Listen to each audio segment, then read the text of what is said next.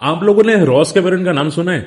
ये बंदा intraday trader है और इसने ओपन एक चैलेंज लिया था जिसमें $500 को कन्वर्ट किया था $1 लाख के अंदर। और देखो, मैं बीकार की बात नहीं कर रहा हूं, आप नेट पे जाके सर्च कर सकते हैं। मार्केट में बहुत सारे ट्रेडर्स हैं जो इंट्राडे में भी ट्रेड करते हैं, स्विंग ट्रेड भी करते हैं, इंडेक्स में भी करते हैं, ऑप्शंस में भी करते हैं और प्रॉफिटेबल है। ठीक है। अब देखो, मैं आज के वीडियो के अंदर बहुत सारी चीजें समझाऊंगा कि सर फॉलिंग मार्केट में ट्रेड कैसे करें, निफ्टी का टॉप एंड बॉटम कैच कैसे करें। हालांकि पॉसिबल नहीं होता, बट एक अंदाजा मैं आपको देने की कोशिश जरूर करूंगा। एंड फॉलिंग मार्केट में क्या स्विंग ट्रेड कर सकते हैं, अगर करें तो कैसे करें, बीटीएसटी कैसे करें, क्या ध्यान में रखें, ये मैं आपको बताने की कोशिश करूंगा। तो देखो, वीडियो अंत तक जरूर देखिएगा। अगर कोई डाउट होता है मुझे कमेंट जरूर करना, ठीक है। और ऐसे वीडियोस मार्केट में कोई नहीं बताता तो वीडियो को जरूर शेयर करना, चैनल सब्सक्राइब कर लेना। चलिए स्टार्ट करते हैं। देखो, मैं कुछ आपको एग्जांपल बताना चाहूंगा ताकि आप लोग समझ पाए कि भाई मार्केट में ट्रेड पॉसिबल है, प्रॉफिटेबल होते हैं। जैसे कि रॉस कैमेरॉन है, अगर आप ध्यान से देखोगे तो वो बंदा इंट्राडे ब्रेकआउट और स्कैल्पिंग करता है। इसने ओपन चैलेंज लिया था जहां पे $500 को यहां पे $1 लाख में कन्वर्ट किया था। इसके अलावा थॉमस केस करके है जिसने पेनी स्टॉक में इंट्राडे ट्रेड करके प्रॉफिट किया था, जिसने स्टार्ट किया था $12,000 से और बहुत ही तगड़े प्रॉफिटेबल थे। ऐसे मार्केट में बहुत सारे ट्रेडर जैसे कि एंड्रयू करके हैं जिसने वीवेब और रेंज ब्रेकआउट को यूज करके ट्रेड करके प्रॉफिटेबल था। ठीक है। एक हमारे घनश्याम सर भी है, अगर आपने नाम सुना होगा।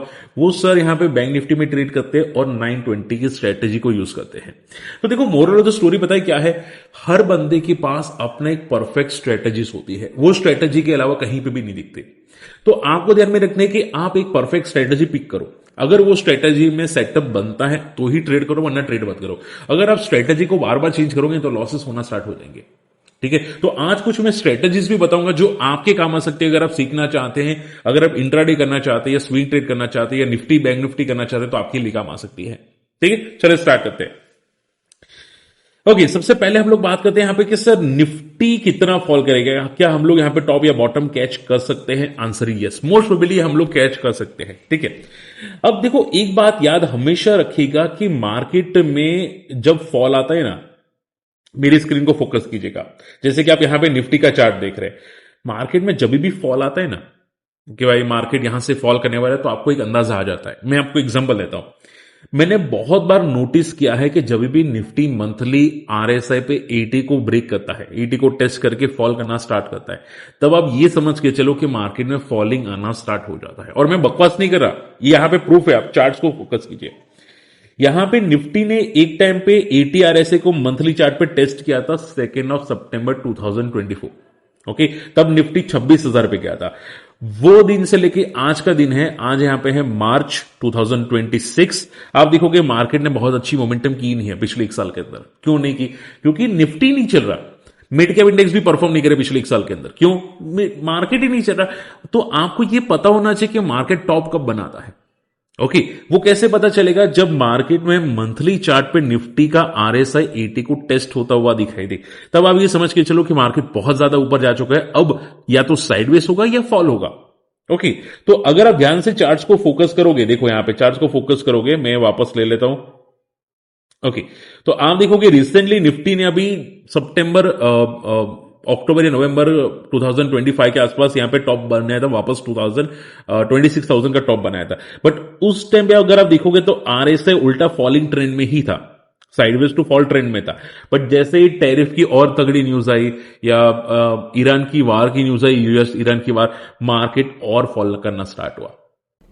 ओके, अब देखो मोस्ट प्रोबेबली होता क्या है, या तो मार्केट साइडवेज हो जाता है जब भी आरएसआई 80 जाता है, या तो फॉल करना स्टार्ट करता है। अब तक मार्केट में साइडवेज मोमेंटम थी। अब फॉल क्यों करना स्टार्ट हुआ? क्योंकि मार्केट में जो वार चल रही है ईरान यूएस इजराइल की, उसकी वजह से क्रूड ऑयल ज्यादा बढ़ रहा है।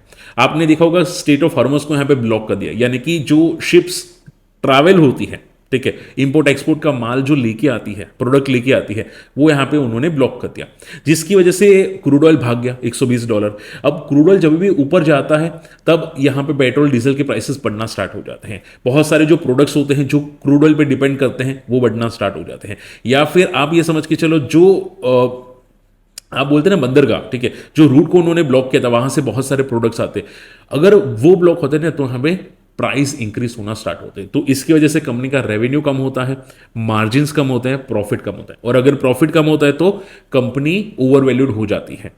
ठीक है, कि भाई पहले कंपनी का प्रॉफिट यहाँ पे मान लो 2 लाख करोड़ था, अभी वो प्रॉफिट घट के 1 लाख करोड़ हो गया, तो उसकी वैल्यूएशंस काफी कम हो जाती है और वो ओवर वैल्यूड हो जाता है, उसकी वजह से स्टॉक गिरना स्टार्ट होते हैं, इंडेक्स मार्केट गिरना स्टार्ट होता है। ठीक है, तो मार्केट में आपको यह समझना पड़ेगा कि मार्केट टॉप कब बनाता है।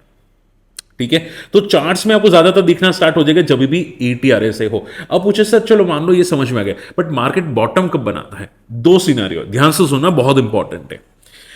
मैंने ये जनरली देखा है कि जब भी मार्केट में बहुत तगड़ा नेगेटिव न्यूज हो, ओके लाइक कोविड 2008 क्रैश या और भी तगड़े तगड़े क्रैश हो, तब मंथली चार्ट में जब भी RSI 20 को टेस्ट करता है, कितना? RSI 20, तब मार्केट में बॉटम बन जाता है। बाकी छोटे मोटे जो सिनेरियोज होते हैं लाइक डिमोनेटाइज, क्योंकि उससे ज्यादा बहुत फर्क नहीं पड़ता। नोटबंदी हुई, थोड़ा टाइम इकोनॉमी वीक रही, बाद में वापस रिकवर कर गई, क्योंकि उसमें ग्लोबल मार्केट में कोई कनेक्शन नहीं था ज्यादा। ओके, तो पेट्रोल डीजल के प्राइस उतने ही थे जितने थे, बात समझ में आ रही है? तो उसकी वजह से यहां पे हुआ कि मार्केट गिरा जरूर था, बट उसने सपोर्ट लेके बाउंस किया, और सपोर्ट क्या था? 40 RSI का। और मैं बकवास नहीं कर रहा हूं, चार्ट्स को फोकस कीजिए। सी, अगर आप ध्यान से देखोगे तो मार्केट अभी 2024 में 80 RSI था, अब जाके फॉल कर रहा है और अभी 50 RSI के आसपास है। अगर आप ध्यान से देखोगे तो मार्केट 2020 के अंदर यानी कि कोविड के टाइम पे मंथली चार्ट पे इसने अप्रोक्सीमेटली, आप अगर ध्यान से देखोगे तो अराउंड 29-30 RSI को इसने टेस्ट किया था। ओके, इसके अलावा अगर आप ध्यान से देखोगे तो मार्च 2014 के अंदर निफ्टी ने 80 RSI को टेस्ट किया था, उसके बाद मार्केट लगातार फॉल कर रहा था, और डीमोनेटाइज के टाइम पे मार्केट ने जो लो मारा था मंथली चार्ट पे वो 40 RSI के आसपास था। आप चार्ट्स को फोकस कीजिए, क्लियर कट चार्ट्स को फोकस कीजिए। ठीक है, उसके पहले अगर हम लोग बात करने जाए तो यहां पे 2008 के अंदर जब मार्केट गिरा था, तब उसने यहां पे जो लो मारा था अप्रोक्सीमेटली, वो आप ये समझ के चलो अराउंड 35 RSI के आसपास लो मारा था, 30-35 के आसपास यहां पे लो मारा था। तो मोस्ट प्रोबेबली आप ये समझ के चलो जब बहुत तगड़ी वर्स्ट सिचुएशन हो, तब यहां पे 30-20 RSI को टेस्ट करता है मंथली चार्ट पे निफ्टी, और अगर छोटे मोटे कोई न्यूज हो या इंपैक्ट हो तो आप ये समझ के चलो 40 RSI पर टेस्ट करता है। ठीक है, बट जब भी 80 RSI हो मार्केट में फॉल आना स्टार्ट हो जाते हैं। ओके, तो थोड़ा कॉशियस रहना पड़ता है 80 RSI को। हालांकि ऐसा नहीं होता कि कंफर्म आ ही जाते हैं, बट मोस्ट प्रोबेबली चांसेस बहुत तगड़े बढ़ जाते हैं कि मार्केट फॉल आना स्टार्ट हो जाते हैं। ओके, तो आप देखोगे 2000 अराउंड 5 से लेके 8 तक मार्केट में ओवरबॉट ज्यादा था, बट मार्केट थोड़ा थोड़ा करके यहां पे फॉल करने की कोशिश कर रहा था, और उसके बाद जब 2008 में क्रैश आया, बहुत तगड़ा वाला क्रैश आया, जो आपको 2005, 6, 7 में अंदाजा आ चुका था कि मार्केट बहुत ज्यादा भाग रहा है, कभी भी फॉल कर सकता है, और आपने देखा होगा 2008 में फॉल हुआ। ठीक है, तो ये बात याद जरूर रखिएगा कि मार्केट में फॉल आपको चार्ट्स पैटर्न से दिखना स्टार्ट हो जाता है। अब बोले कि सर RSI हमको लगाना नहीं आता, तो जो लोग बिगिनर्स हैं उनको बताना चाहूंगा, आपके जो ब्रोकर्स होते हैं, जीरोधा, जो भी आपका ब्रोकर है, ABCD जो भी ब्रोकर है, उसमें इंडिकेटर्स में जाना, चार्ट्स को ओपन करना, इंडिकेटर्स में जाना, वहां पे लिखना RSI, रिलेटिव स्ट्रेंथ इंडेक्स, उस पर क्लिक करोगे तो नीचे आपको दिखाई देगा RSI का, जहां पे आप देखोगे 80 लिखा होगा और नीचे 40 लिखा होगा। ओके, 80 यानी कि ओवरबॉट मार्केट है, और आप देखोगे चार्ट है मंथली चार्ट का, M यानी कि मंथली, यानी कि एक महीने की कैंडल एक होती है। ठीक है, एक कैंडल एक महीने की होती है। तो आप देखोगे यहां पे मार्केट अभी फॉल करता हुआ दिखाई दिया है। बात समझ में आ रही है? तो मोस्ट प्रोबेबली आप ये समझ के चलो कि यहां पे आप देखोगे तो 2020 के अंदर इसने 30 RSI को टेस्ट किया था। ओके, तो मोस्ट प्रोबेबली 40-30 RSI को टेस्ट करने की कोशिश करता है मार्केट। तो आई होप आपको सपोर्ट मार्केट का और रेजिस्टेंस मिल चुका होगा, यानी कि मार्केट जहां से फॉल कर सकता है एक अंदाजा आपको आ चुका होगा। तो हमेशा ये प्रिपेयर रखिएगा, अगर आप म्यूचुअल फंड करते हैं तो भी आपके लिए बहुत चीजें समझ में आ सकती है, काम आ सकती है। अब मुद्दे पे आते हैं कि चलो सर मान लो समझ में आ गया कि मार्केट फॉलिंग ट्रेंड में है, 40 RSI को मे भी टेस्ट कर सकता है, लेकिन पॉइंट आता है कि सर मार्केट में ट्रेड कैसे करें? क्या स्विंग ट्रेड करे, या इंट्राडे करे, या BTST करे, या निफ्टी करे? देखो, निफ्टी बैंक निफ्टी में लॉसेस होता है तो अवॉइड करो, मार्केट में मिड कैप्स भी होते हैं, बट मिड कैप्स में स्विंग ट्रेड बहुत सारे लोग करते हैं। अब ध्यान से सुनना, स्विंग ट्रेड आपको तब नहीं करनी चाहिए फॉलोइंग मार्केट में जब डेली चार्ट पे मिड कैप इंडेक्स यानी कि 100 कंपनी का इंडेक्स, 50 कंपनी की भी हो सकती है, 100 कंपनी की भी हो सकती है, 500 कंपनी की भी हो सकती है। ठीक है, तो मिड कैप इंडेक्स जो होता है ना, अगर वो 50 RSI को डेली चार्ट पे ब्रेक करता है ना, तो आप ये समझ के चलो कि मार्केट में वीक ट्रेंड स्टार्ट हो रहा है। ठीक है, मैं आपको यहां पे एग्जांपल बताता हूं। मान लो यहां पे एक मिड कैप इंडेक्स है, मेरे चार्ट को फोकस कीजिएगा, ये है डेली चार्ट। मैं यहाँ पे आरएसआई को बंद कर देता हूं। अगर आप ध्यान से देखोगे तो मैं यहाँ पे चैंडिलियर को बंद कर देता हूं और आप यहाँ पे देखोगे मैंने एक इंडिकेटर ओपन करके रखा है, वो है ईएमए 20, 50, 100, 200। इस पे आप क्लिक कर सकते हैं, आप यहां पे चेक कर सकते हैं। ईएमए 20 यानी कि 20 दिन का मूविंग एवरेज, और मिड कैप इंडेक्स आप यहां पे देख सकते हैं 100, यानी कि 100 कंपनी मिला के एक इंडेक्स बनाया। ओके, तो आप ये समझ के चलो कि अगर इंडेक्स फॉल हुआ यानी कि ज्यादातर कंपनी फॉल हो रही है, अगर इंडेक्स ऊपर गया यानी कि ज्यादातर कंपनी ऊपर जा रही है, पॉजिटिव जा रही है। ओके, तो अगर आप ध्यान से देखोगे तो मिड कैप इंडेक्स में यहां पे आपको दिखाई दे रहा है ये रेड कलर की लाइन है डेली चार्ट में 20 मूविंग एवरेज, यानी कि 20 दिन की एवरेज मोमेंटम। ये लाइन है यहां पे 50 डेज की एवरेज मोमेंटम जो येलो कलर की है, नीचे ऑरेंज कलर की है वो 100 डेज, और नीचे है ब्लू कलर की वो 200 डेज। तो मोस्ट वेली जब भी ये लाइन ब्रेक होती है ऑरेंज कलर की, तब आप ये समझ के चलो कि मार्केट में वीकनेस है। और जो मोमेंटम स्टॉक्स है, मोमेंटम या स्विंग ट्रेड स्टॉक किसको बोलते हैं? जो स्टॉक में आप ट्रेड करते हैं 3 दिन के लिए, 6 दिन के लिए, 15 दिन, 20 दिन, 1 महीना, 2 महीना, 3 महीना, यानी कि आपका जो टाइम फ्रेम होता है वो 1 दिन से लेकर 3 महीने तक का जो होता है ना, उसको बोलते हैं स्विंग या मोमेंटम ट्रेड। ओके, बट याद ये रखिएगा कि जब भी डेली चार्ट पे मिड कैप इंडेक्स 50 डेज को ब्रेक कर देता है, तब आप ये समझ के चलो कि ब्रॉडर मार्केट में, ज्यादातर मार्केट में स्टॉक्स फॉलिंग पैटर्न में है। तो आज नहीं तो कल आपका स्टॉक भी फॉल करना स्टार्ट कर सकता है। ठीक है, मैं ऐसा नहीं बोलूंगा कि वो करेगा ही करेगा, 100 में से एक स्टॉक तो निकल ही जाता है जो पॉजिटिव रहता है। ठीक है, बट बहुत आपको बहुत स्पेसिफिक रहना पड़ेगा, बहुत बहुत स्पेसिफिक। ये आप जब मास्टर बनोगे तब आपको पता चल जाएगा कि भाई कौन सा स्टॉक ज्यादा सेफ है ऐसे मार्केट में, या ज्यादा ट्रेंड पॉजिटिव रखेगा। ठीक है, बट अगर नहीं आपको पता है ना, तो मोस्ट प्रोबेबली आप समझ के चलो कि आप फॉल हो सकते हैं, ट्रैप हो सकते हैं। ओके, तो फॉलिंग मार्केट में स्विंग ट्रेड करेगी नहीं, तो सिर्फ ये देखिएगा कि क्या वो 50 मूविंग एवरेज डेली चार्ट पे ब्रेक हुआ है, अगर है तो फिर अवॉइड है। ठीक है, तो अगर आप ध्यान से देखोगे, मैं यहां पे चार्ट्स को अभी बताना चाहूंगा, मैं इसको 1 सेकंड के लिए कर लेता हूं। यहां पे मैं एक बार देख लेता हूं, रिकॉर्डिंग हो रही है ना? ओके, रिकॉर्डिंग हो रही है। तो यहां पे आप देख सकते हैं, देखो इसने मिड कैप इंडेक्स ने यहां पे ब्रेक हुआ था अराउंड, सी इसने ब्रेक किया था प्रॉपरली 27 फेब को। ओके, अभी 22 आसपास चल रही है, यानी कि 1 महीना हो चुका है मिड कैप इंडेक्स लगातार गिर रहा है। तो आपने देखा होगा ज्यादातर स्टॉक गिर रहे हैं। तो हमेशा याद ये रखिएगा कि अगर ऐसा होता है तो आप ट्रैप हो सकते हैं अगर आप स्विंग या बीटीएसटी करते हैं। ओके, ऐसा नहीं बोलूंगा 100% होंगे, बट बहुत ही चांसेस है कि आपके स्टॉक भी फॉल कर सकते हैं। सो बहुत स्पेसिफिक रहना होगा। अगर मान लो आपने आज, मान लो कि भाई कोई मोमेंटम कर रहा है, आपने एंट्री कर ली, कल हो सकते 2-3% फॉल कर जाए और परसों वापस भाग जाए। ऐसा भी होता है, हाँ होता है, मैंने देखा है। ओके, कि भाई ट्रेंड तो उसका पॉजिटिव था, बट वॉलेटाइल हुआ, आपका एसएल हिट हो गया। ओके, तो वो एसएल कब हिट नहीं होगा? जब मार्केट का ट्रेंड पॉजिटिव रहेगा।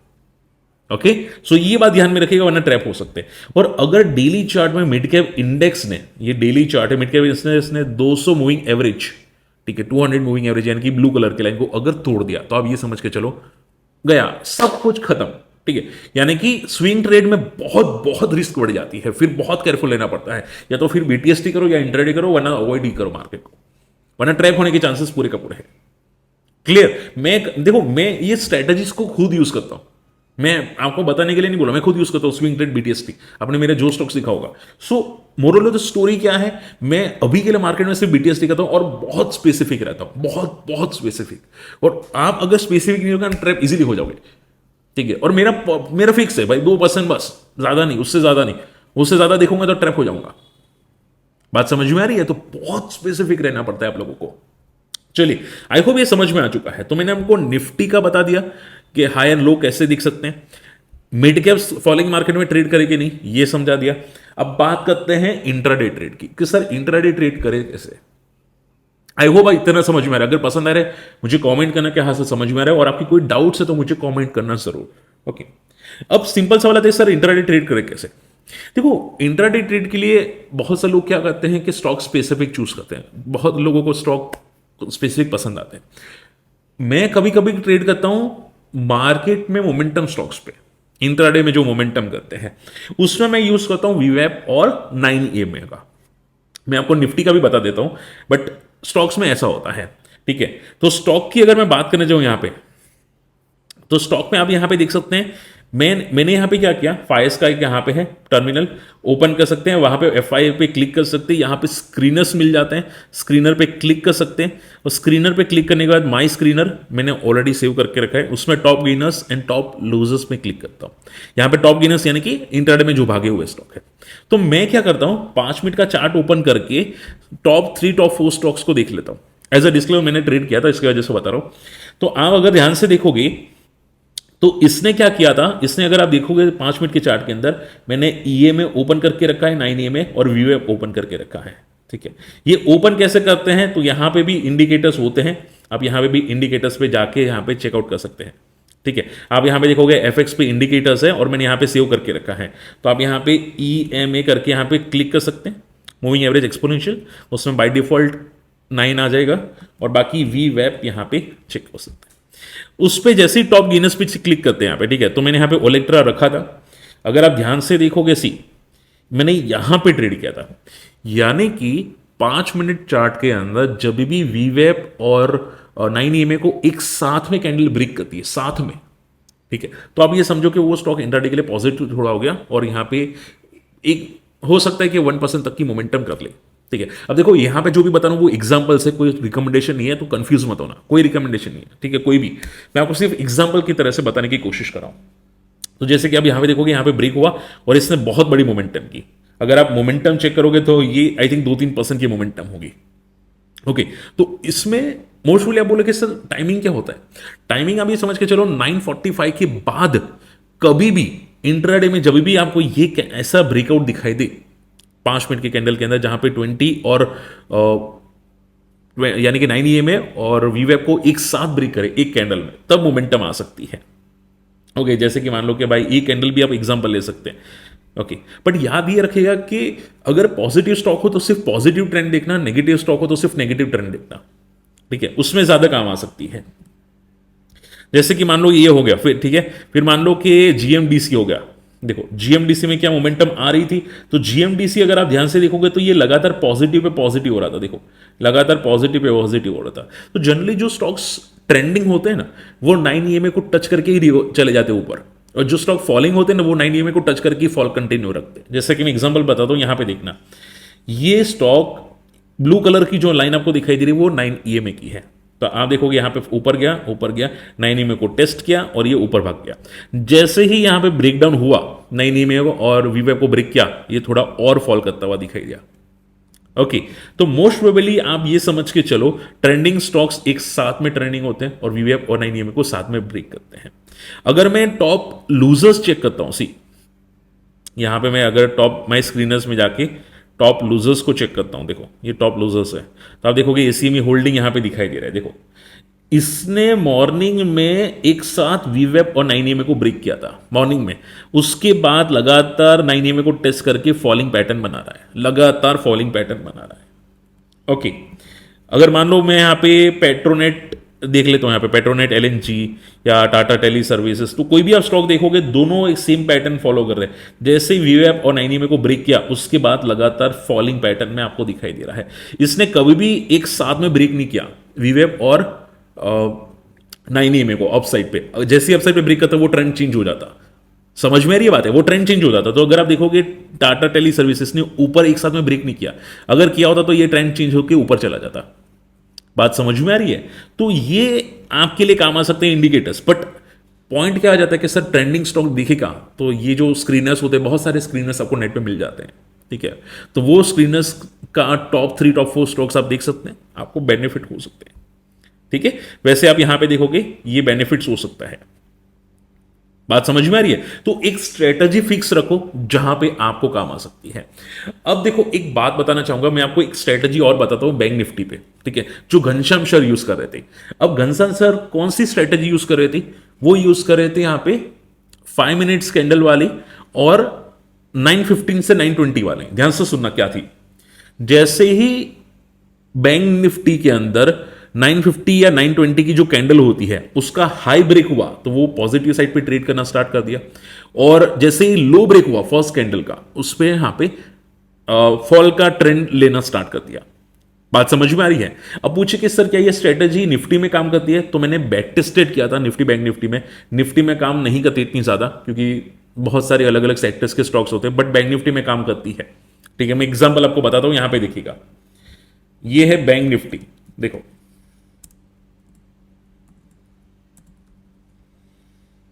अगर मैं बैंक निफ्टी को यहां पे ले लेता हूं, सी यहां पे फोकस करना बैंक निफ्टी को, मैं अभी वीवेप और ईएमए को बंद कर देता हूं, यहां पे फोकस करना, ये भी बंद कर देता हूं। ठीक है, यहां पे फोकस करो, सी जैसे ही आप यहां पे देखोगे मॉर्निंग में 9:15 का कैंडल का हाई ब्रेक हुआ था, हाई था कितना 54,184, 184 को ब्रेक हुआ था, उसके बाद जो हाई मारा था बैंक निफ्टी ने वो 54,367 था, यानी कि कितनी पॉइंट का मोमेंटम आया यहां पे, अप्रोक्सीमेटली 150-160 पॉइंट का मोमेंटम आया। ओके, अब देखो मैंने बैक टेस्टेड किया है, मैं आपको भी बता दूंगा आपके सामने, जनरली 100 पॉइंट्स का मोमेंटम आता है। ठीक है, ये जो घनश्याम सर की स्ट्रेटेजी है वो आप भी बैक टेस्ट कर सकते हैं, बट देखो डायरेक्टली मत करना, पहले पेपर ट्रेड करो, बैक टेस्ट करो, देखो कि क्या वर्क करती है, उसके बाद देखना।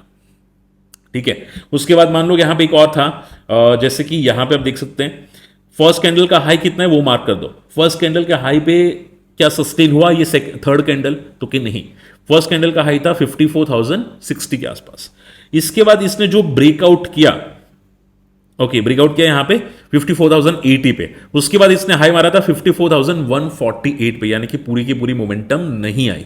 ठीक है, उसके बाद फॉल हो गया, तो आप ये बोल सकते हैं यहां पे एसएल हिट हुआ था, 50 पॉइंट्स का एसएल जनरली बहुत सारे लोग रखते हैं, तो 50 पॉइंट्स में मान लो एसएल हिट होता हुआ दिखाई दिया। इसके बाद मान लो कि यहां पे स्ट्रेटेजी वापस यूज की आपने 18 मार्च को, और आप देखोगे इसका लो जो मारा था वो अराउंड था 54,829। ठीक है, तो 829 का लो जैसे ब्रेक हुआ, मान लो यहां पे ब्रेक हुआ 829 का लो 54,800, तो उसके बाद दो कैंडल का जो लो बना वो था 54,694। ओके, यानी कि 100 पॉइंट की यहां पे भी मोमेंटम आपको दिखाई दी। मैं वापस और बैक टेस्टेड करता हूं, आपके सामने बैक टेस्टेड करता हूं, आप देखोगे फर्स्ट कैंडल का लो ब्रेक हुआ अराउंड 54,234, इसके बाद यहां पे बैंक निफ्टी लो मारा 54,121, 234 एंड 121, तो यहां पे भी 100 पॉइंट की मोमेंटम आपको दिखाई दी बैंक निफ्टी में। वापस मैं टेस्ट करता हूं 16 मार्च 2026, आप ये देखोगे यहां पे चौथी कैंडल ने हाई मारा था 53,951 का, और इसने पांचवी कैंडल पे जो टॉप बनाया 54,154। ठीक है, तो 951 से लेके 154 यानी कि अप्रोक्सीमेटली 200 पॉइंट की मोमेंटम आपको दिखाई दी। ओके, सो ऐसे ही आप बैक टेस्टेड कीजिए, फर्स्ट कैंडल का लो जैसे ही ब्रेक होता है उसके बाद कितना फॉल हुआ, तो आप देखोगे यहां पे 12 मार्च को यहां पे फॉलो होता हुआ दिखाई दिया 54,000 तक, कहां से 54,500, यानी कि 500 पॉइंट की मोमेंटम। ओके, सो ऐसे बैक टेस्टेड कीजिए, बहुत सारे लोगों की बहुत सारी स्ट्रेटजीज है जो काम आ सकती है, बट ये याद रखिएगा कि आपको कौन सी पसंद है, आपको जो पसंद है। मान लो आपने घनश्याम सर की स्ट्रेटेजी ट्राई की कि बैंक निफ्टी में मॉर्निंग में जो हाई मारा था वो हाई ब्रेकआउट हुआ 10 बजे। ठीक है, मान लो कि भाई मॉर्निंग का जो 5 मिनट का हाई था 9:15 से लेके 9:20 का, वो हाई ब्रेक हुआ 10 बजे। ठीक है, 5 मिनट की कैंडल के अंदर, बट आप सेटअप पे आए 11 बजे, तो क्या ट्रेड करना चाहिए? नहीं, बिल्कुल भी नहीं, टच ही मत करो। आप ये सोचो कि अगर आपने सेटअप को टच किया आप लॉस कर लोगे। ठीक है, तो आपका माइंड क्या होना चाहिए कि भाई अगर सेटअप में स्ट्रेटजीज बैठ रही है, इंडिकेटर्स बता रहे हैं, स्ट्रेटजीज बन रही है, तो ही ट्रेड करो, वरना ट्रेड करोगे तो लॉसेस होना स्टार्ट हो जाएंगे। ठीक है, आपने अगर एक ट्रेड मिस किया, आप ये सोचो कि भाई आज ट्रेड ही नहीं करना, देखो लॉस से बेटर ट्रेड नहीं करना है, और एक ही ट्रेड करना। अगर मॉर्निंग में डी हाई या डी लो ब्रेक हुआ ना, एक ही ट्रेड करना, अगर नहीं हुआ छोड़ दो। बात समझ में आ रही है? छोड़ दो, अगर नहीं ट्रेड हुआ छोड़ दो, अवॉइड कर लो। बात क्लियर हुई? तो ये स्ट्रेटजीज को ट्राई करो, पेपर ट्रेड करो, सीखो, समझो, और अगर कोई डाउट होता है मुझे कमेंट करना।